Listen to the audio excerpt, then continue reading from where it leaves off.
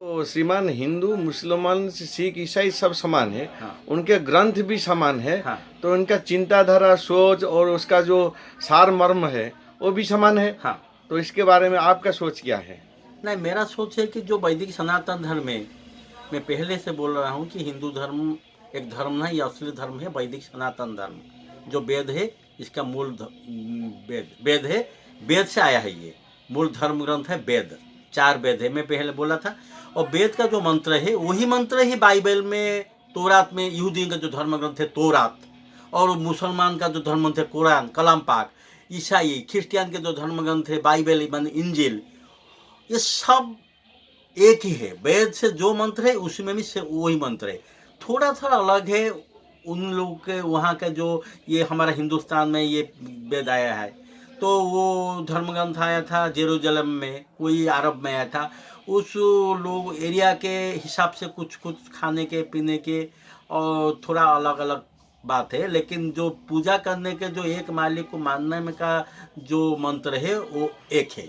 देखिए, आप वेद में लिखा है कि एक ब्रह्म द्वितीय नास्ति, एक परमात्मा है, दूसरा कोई नहीं है पूजा करने के लिए, एक ही उनको पूजा करो।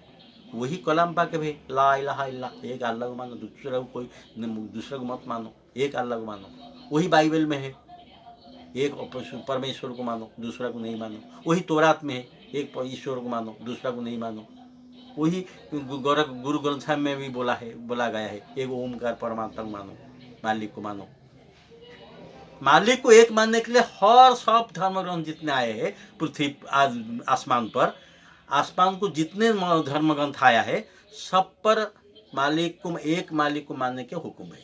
जो मालिक आज तक पैदा नहीं हुए, ना मौत हुआ, ना उनको कोई देखा, जो देखा उनका रहमत से, उनका दया से कुछ कुछ उनको देखा है। हम श्री कृष्ण जी को बोलेंगे, राम जी को बोलेंगे, बुद्ध देव को बोलेंगे, प्रोफेट मोहम्मद सल्लल्लाहु अलैहि वसल्लम को बोलेंगे, ईसा अलैहि सलाम जीसस क्राइस्ट को बोलेंगे, मूसा अलैहि सलाम यहूदी के जो धर्मगुरु आए थे, मूसा अलैहि सलाम तंग उनको बोलेंगे। वो सब उनके दूत थे, उनके उनसे पावर लेके वो आए थे, उनके दया से जो उनको जानते थे वो।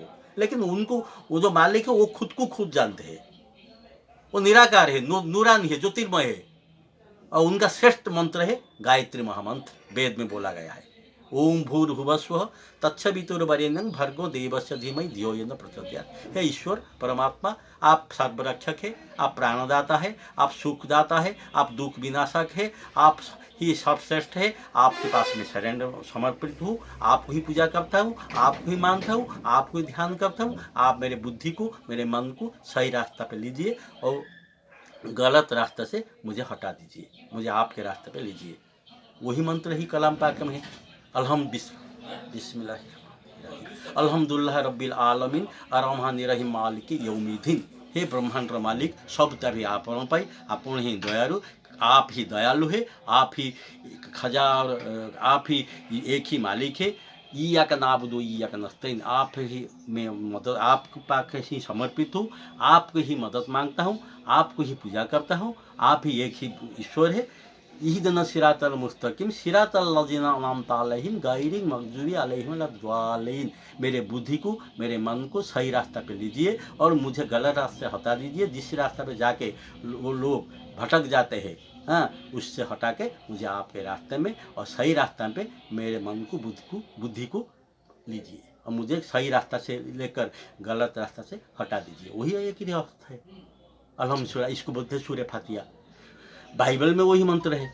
जीसस क्राइस्ट, ईसा अलैहिस्सलाम भी वही मंत्र बोल रहे थे, और मूसा अलैहिस्सलाम जो यहूदी के धर्म, वही भी वही मंत्र बोल रहे थे।